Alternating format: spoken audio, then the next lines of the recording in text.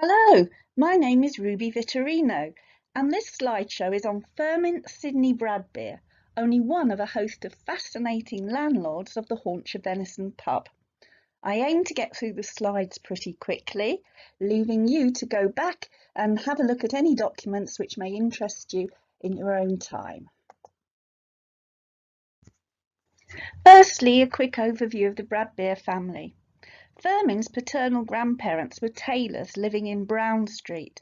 Pictures of the houses at the census addresses. Of the 7 children, 5 would go on to either live and work at the Haunch of Venison pub themselves or their children would.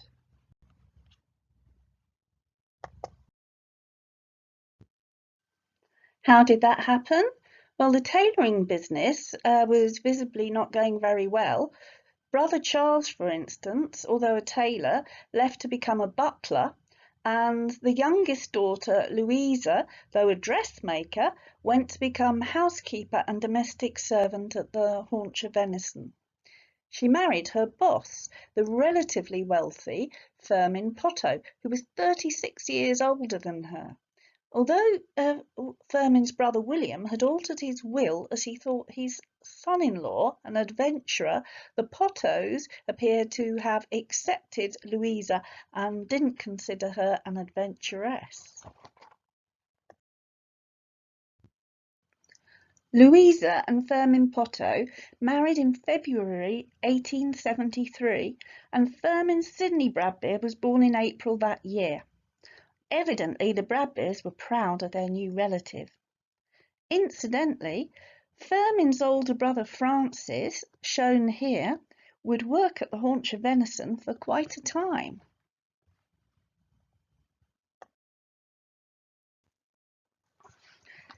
Incidentally, why the unusual name Firmin? It was because Firmin Bradbeer was from Nayland, Suffolk, whose most famous son was John Firmin, who was a leader of the great Protestant migration to Massachusetts in the 1620s, same time as the Pilgrim Fathers. Firmin Bradbeer's great-grandmother was a Firmin and may have been descended from one of John's 9 children. The Bradbeers proudly gave Firmin as a first name to a lot of their sons. The year after Louisa Bradbeer and Firmin Bradbeer were married, the owner of the freehold of the Haunch of Venison pub, Henry Cooper, died. Firmin Bradbeer only leased the building. It would appear from members' trees on Ancestry that Cooper's sister, Mary, was Henry Fawcett's mother, although I need to do more work to be certain of this. Henry Cooper had no children, so all his property was put up for sale, including the Haunch of Venison. What's most interesting is that the Haunch had stabling in Milford Street, and Firmin Bradbeer bought the freehold. So Firmin Bradbeer only paid £760 for the Haunch and dependencies. He willed it to Louisa, but only for her lifetime, and then it was to go to his niece Eliza Perry Johnson, and then to her first son Samuel Bradbeer Johnson. Poor Firmin Bradbeer died after only 2 years of marriage, and Firmin Bradbeer's auntie Louisa ran the pub for the next 22 years and continued the wholesaling business. The photo here shows the 3 Bradbeer brothers. To the left, Thomas Pitts Bradbeer lived at the Haunch of Venison for many years until he and his wife Anne, here, ran a grocery shop in the High Street. William, to the right, ran various Salisbury pubs, and his second wife, who's shown here, is Sophia Crosey, whose family ran the Ox Row. Meanwhile, the young Firmin Bradbeer is doing very well in Southampton. His father, Alfred, has made good as a typesetter and freelance journalist, and Firmin follows his eldest brother to Winchester to go into teaching.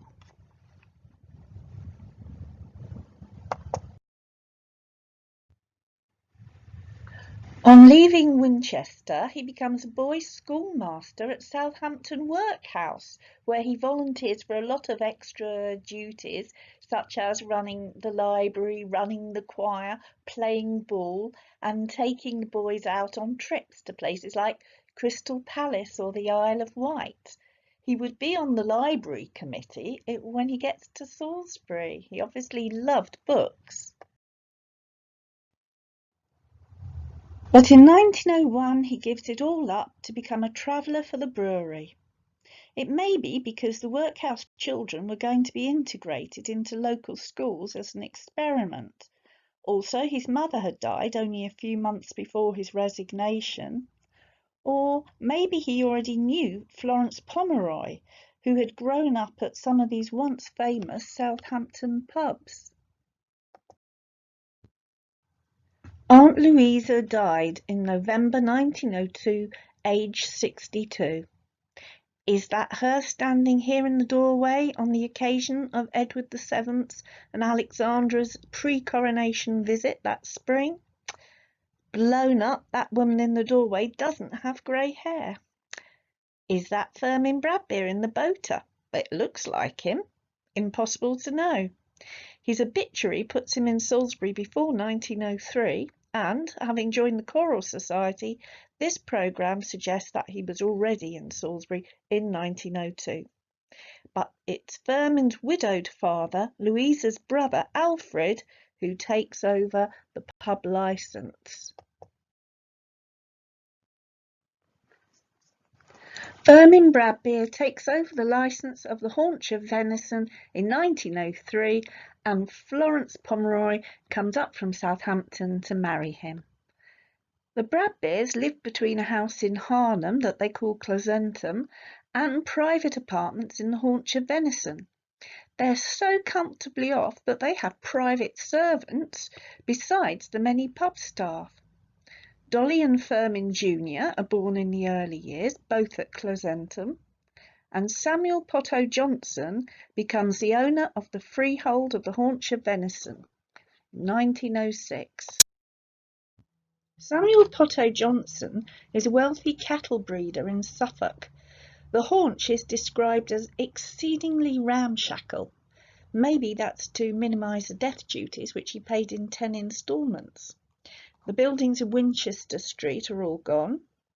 It's decided to renovate the haunch, and Firmin gets Samuel, whom he treats as a distant relative, to sign a lease of 28 years. The decor dates largely back to 1906, according to a report of 1912 in the Salisbury Journal, and it's really the product of Firmin Bradbeer's emotional feelings about the old building. This is what he wrote. Its history, could it be written, would speak of stirring days of England, picturesque days, the glorious days of chivalry and romance. And accordingly he chose wood panelling and the sort of contemporary decorative motifs which had a medieval feel. He also plastered upstairs with dark red wallpaper and picked out the ceiling in the top room in black. He also made a number of finds, but they would need to talk on their own. The famous mummified hand would feed into his superstitious side. His daughter Marjorie grew to believe that the bar where it was found was haunted by an evil spirit. Here you can see the Haunch of Venison in 1908, so right at the beginning of Firmin Bradbeer's tenancy.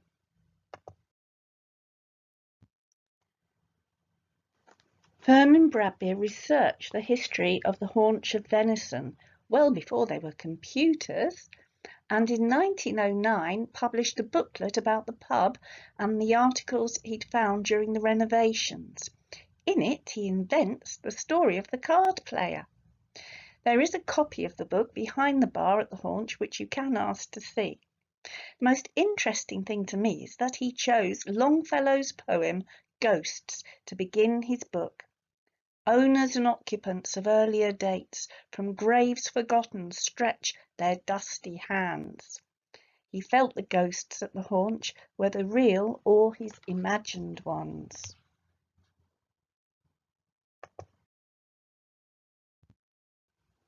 Prominent in public life, Firmin Bradbeer got himself elected to everything. Two things stand out for me here. One is that it was he who first used the terms House of Commons and House of Lords as photo captions of the two bars at the Haunch of Venison. He was Prime Minister of Salisbury Parliament's debating society. Also, he sat on the committee for the sheep fair. He admired Thomas Hardy and folk music, and he had that typical Victorian idea of a romantic rural pre-industrial revolutionary England.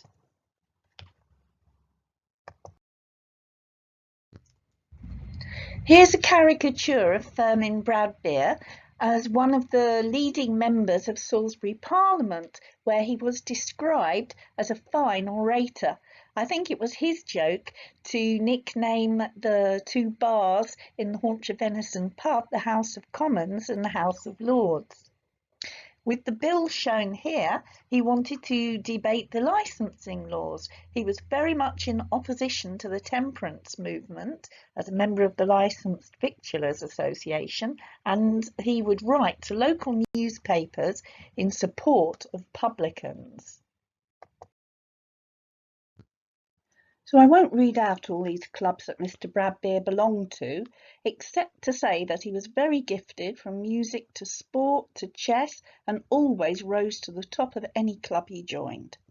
His poem, Men of Wessex, was commended by Thomas Hardy, who visited the haunch and signed the visitor's book. Stayed invasion, fostered justice, industry and peaceful art, learned not might alone to worship, sought advance in honest mart. I'm sure that's meant to be sung as a hymn. This float was part of Edward VII's coronation celebrations. As you can see, the Cycle Club, of which he was a member, also played sports together. Firmin was a keen cricketer.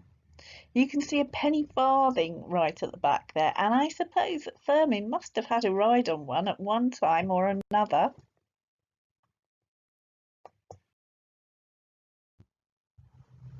But World War I was the first setback for Firmin Bradbeer. Lloyd George was afraid that alcohol would interfere with the war effort, and so he seriously curtailed opening hours and outlawed treating, which was buying someone else a drink. There were also less men around. The Silver Grill had to close since firstly there were severe food shortages, with rationing brought in at the end of the war. The probable lack of money caused Closenton to go, although Dolly was at La Retraite convent school and Firmin Jr. at the cathedral school. Marjorie, the youngest daughter, was born at the Haunch of Venison in 1914. Firmin wrote the libretto for an original and patriotic musical divertisement, which was performed at the New Theatre in Castle Street. He was in the Wiltshire Regiment, but joined what was the fledgling RAF towards the end of the war, staying through 1919. He was a disciplinarian. That's a cross between a drill sergeant and an advisor to the officers on discipline and punishment, because so many pilots had been killed during the war that those promoted to officer were very young, and older officers were brought in from the army to teach them the ropes. The pub would go on to have very straight links with the RAF for many decades. The first time that I ever got interested in Firmin Bradbeer was when Frog Moody handed me a copy of lyrics written by him around 1920. It's such a fantastic piece of social history and paints a real picture of the Haunch of Venison just after World War I. Houses and Nice House Houses is sung by Harry Fay, and Firmin must have loved the description of the dilapidated building. I like the line, some fathers like to hold up banks, ours holds up public houses. He was, of course, the treasurer of the Licensed Victuallers Association. It's a nice house, ours is. All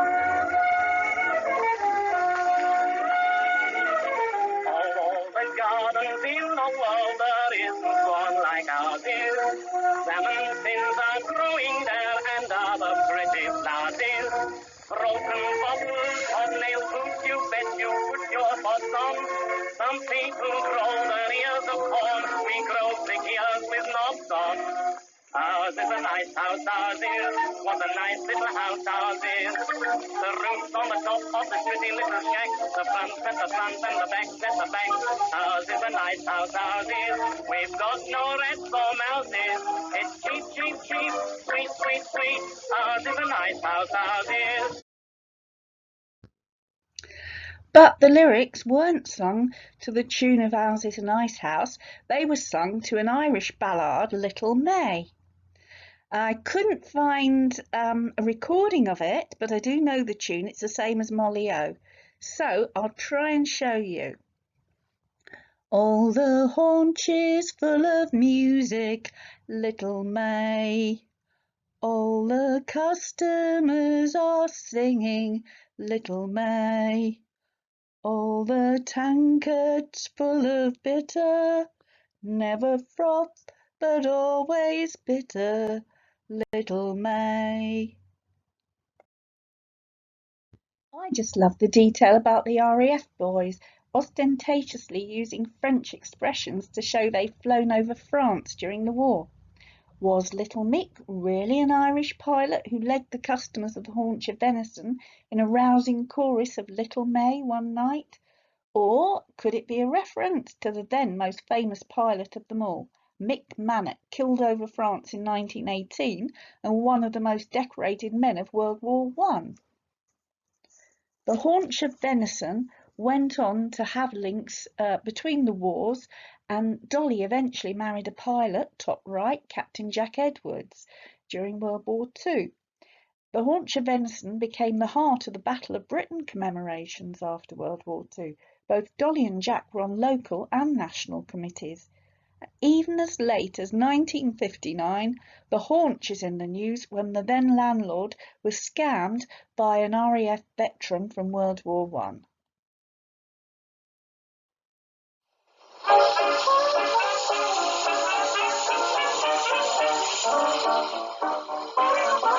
am a man, as you can see. I'm not a girl, of the medals I have won, more than these I have not done. I'm an airman, and I fly, fly, fly, fly, fly, right up in the sky, ever so high. Sparrows cannot catch me, no matter how they try. I'm an airman, and I fly, fly, fly, fly, fly.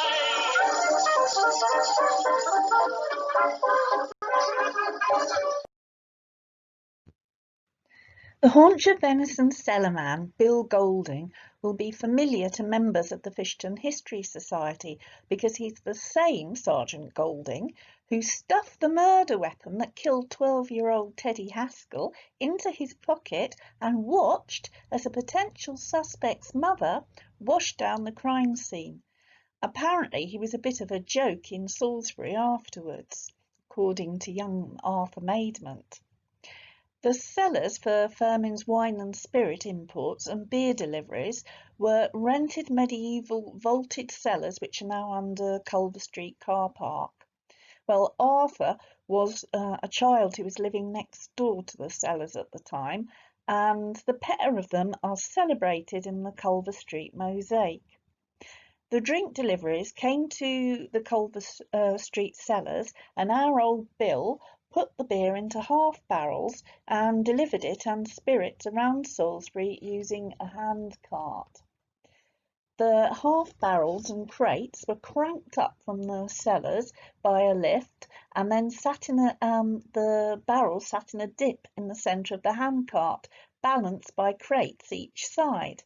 And they were brought into the pub under the bar, which has a door which swings out, and then the barrels sat above the bar and were connected to the taps by a tube.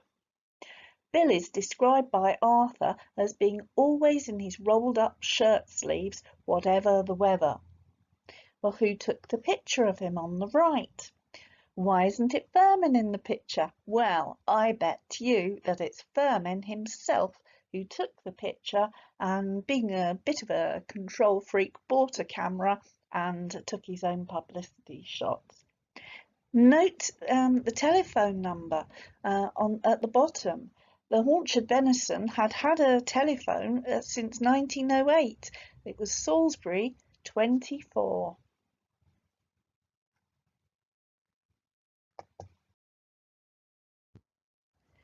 The Silver Grill reopened in 1919, and the menu had been completely remodernised, although not the decor. There's a picture there on the right, and you can glimpse that the ceiling mouldings are still painted black and the walls are still papered in a dark paper.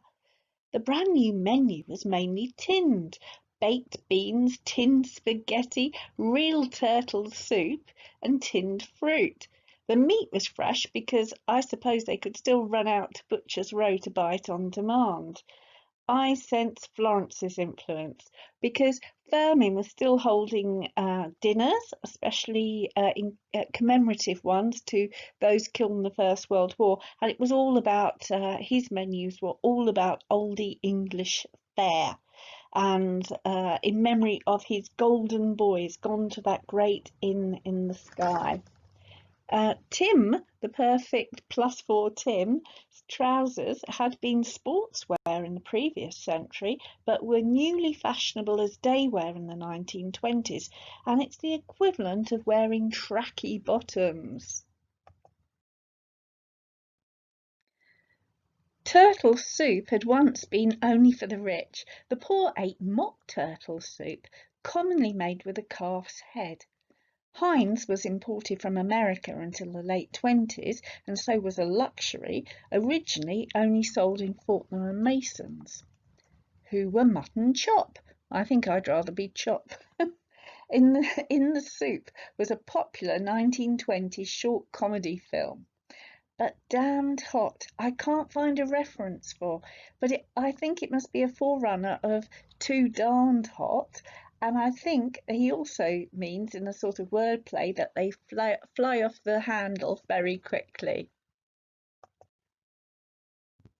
But it's Busy Bee who intrigues me the most. It can't be Florence, because she had servants and she mixed socially with the city bigwigs, and she never worked again after the Bradbeers' separation. Yes, the Bradbeers had an unhappy marriage, and I sense an unjoking tenderness for Busy Bee, whoever she was. Is she the lady of the shining taps and counters of the start of the lyrics?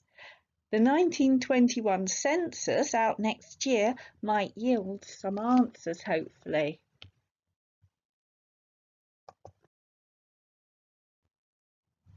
And here's little Jack, the little Jack Russell Cross.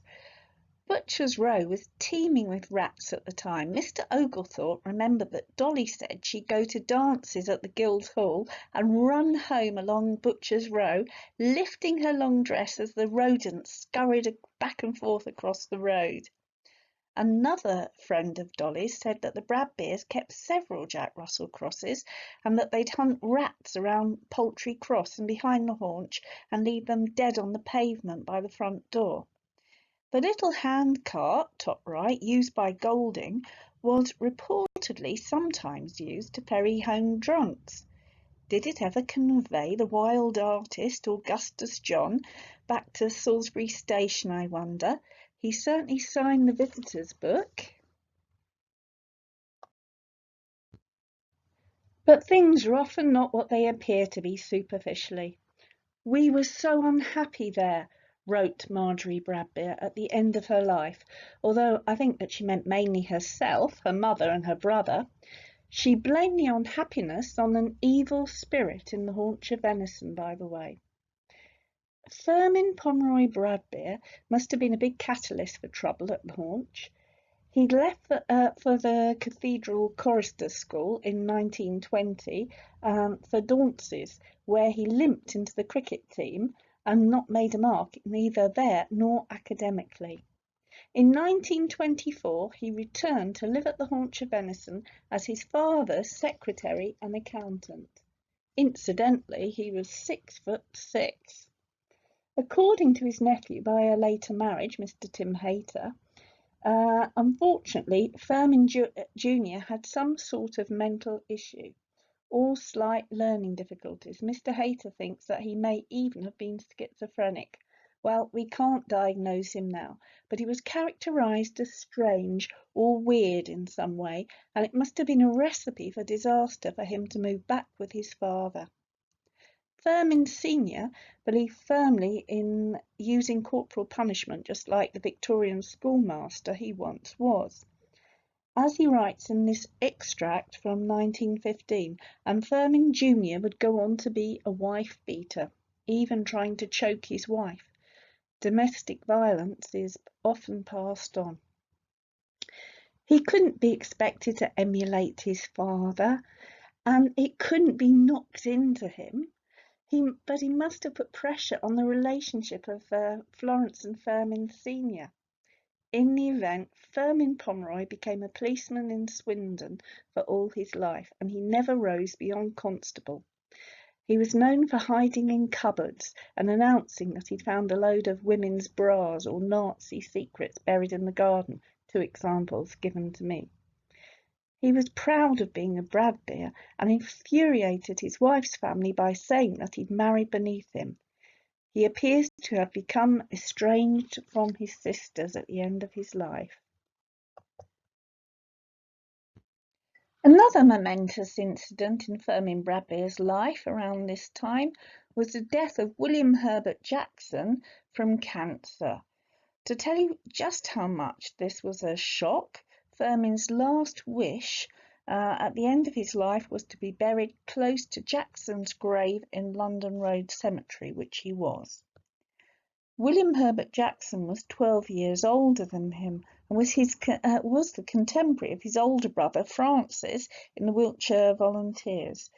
Jackson was described as a lifelong friend in Firmin's obituary, and I think that he surely knew him before he arrived in Salisbury. Jackson was a solicitor who worked in Castle Street for Francis Hodding, who was both mayor and town clerk. Jackson himself, his son, would be town clerk, and he would be agent for the Conservative Party in Salisbury. So they were quite influential people in the town. Jackson was known for being a fine baritone. He was the leading light of the Choral Society, also Salisbury Amateur Operatic Society, and he was always called upon to sing at public events. I really believe that it was Fermin Bradbeer's introduction into Salisbury society, and that Jackson was the person that Firmin would most have aspired to be.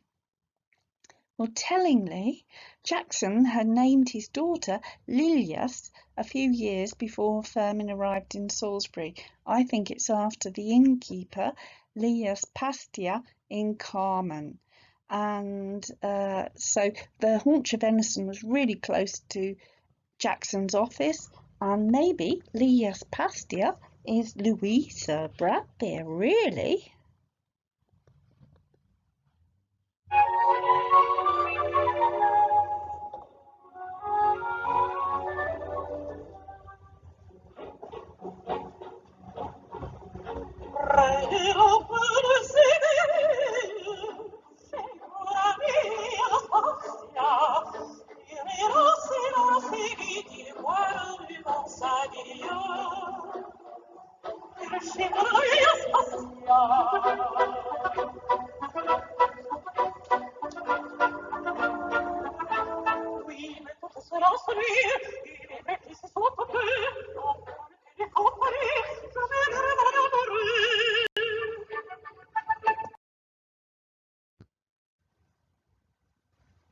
Just a couple of months after Jackson's death, Firmin Bradbeer tried to buy the Haunch of Venison freehold off of Samuel Potto Johnson, but Mr. Johnson replied that I know it was always the wish of my uncle Firmin Potto that it should remain in our family. So he really didn't want to sell it. Also, he said, respecting the lease, I can't think it would be fair to the rest of my family, given that he was in his 70s then, that he would prolong the lease. So really, Firmin Bradbeer was a bit stuck. But why did he now want to buy or prolong the lease?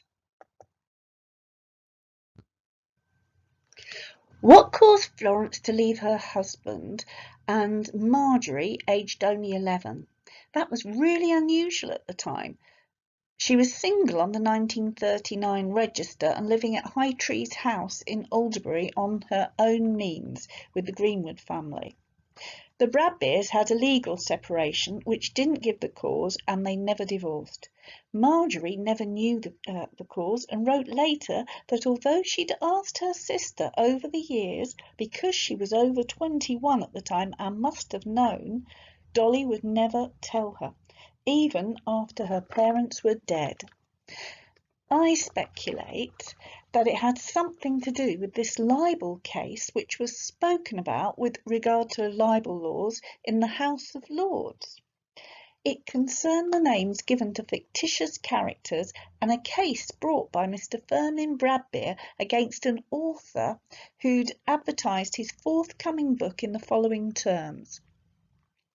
A middle-aged man and woman have done well in the world together, but chiefly through the woman's power and charm.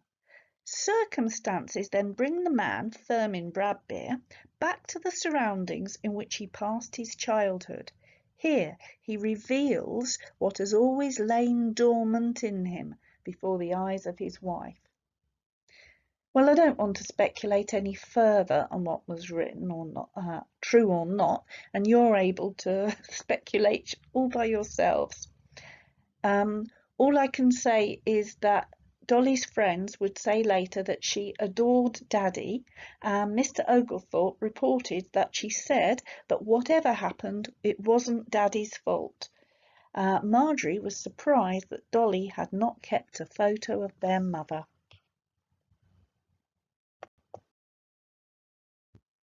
At the same time that Firmin Bradbeer was breaking up from Florence, he obviously needed to pay her off, so he actually mortgaged what was left of his lease to run and borrowed money first of all from Incoop breweries. He paid her off and then he paid it back, and then afterwards he had 10 years left on his lease and he sold it actually to Simmons Brewery.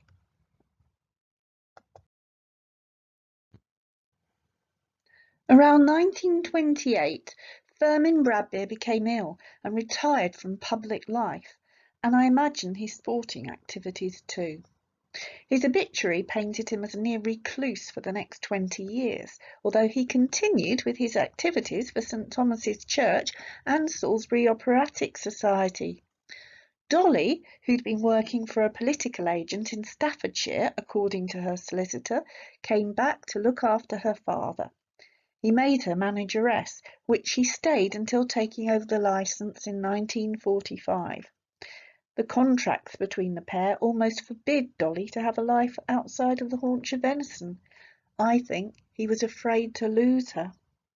He was obviously not close to Marjorie, although she lived at the pub during some of that time. Firmin was suffering from heart disease and tuberculosis. According to Arthur Maidment in his book I Remember, tuberculosis was epidemic in Salisbury between the wars. This type was airborne, and I can't help noticing that Mr. J. A. Folliot sung in choirs alongside Mr. Bradbeer and that he also died of tuberculosis. Did the singing that Firmin loved help kill him, or did it pass amongst customers in his beloved pub?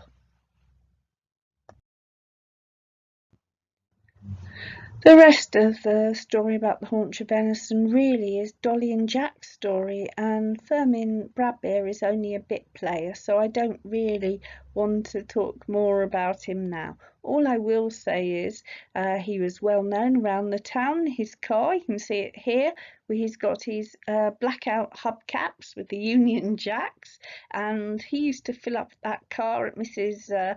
Vera Pitton's husband's garage down Castle Street. There's Churchill. I don't know if he actually met Churchill. I really hope he did. Churchill certainly was staying at the Red Lion, and I'm sure he would have loved such an ancient building. And it's sure it had bars like the Cloisters Bar, where he could have been discreet. And I will buy into that story that Churchill came to the Haunch of Venison.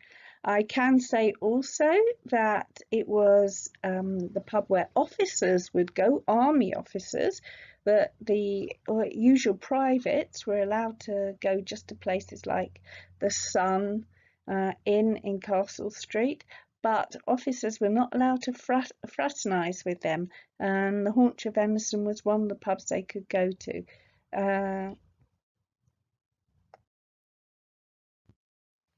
Firmin did get some happiness at the end of his life, though, through his son-in-law, Mr. Jack Edwards, at the bottom. Jack was everything poor Firmin Pomeroy wasn't. Captain Jack Edwards' story is so interesting as part of Dolly's that I've got to save them actually for a whole other PowerPoint. So I'm not going to tell you much now, except to say that Jack was 6'4" and went on to find national fame with his former rear gunner, Charlie Drake. Dolly moved out of the Haunch, and it was Jack who stayed with Firmin Bradbeer, and it's Jack who's on Firmin's death certificate. He then ran across to the infirmary and went to find Dr. Frank Howard Watson, who came over and wrote out the certificate. And anyway, we'll go into that a bit later, and I'll see you on the next PowerPoint.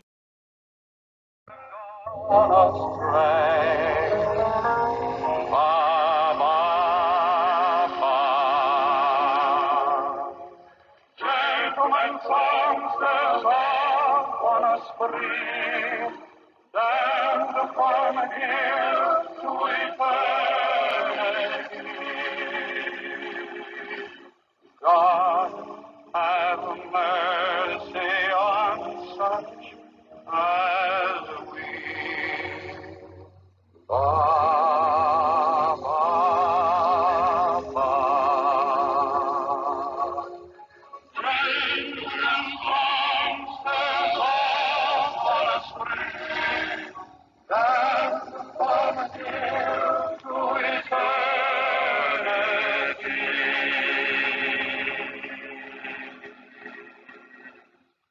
God have mercy on such as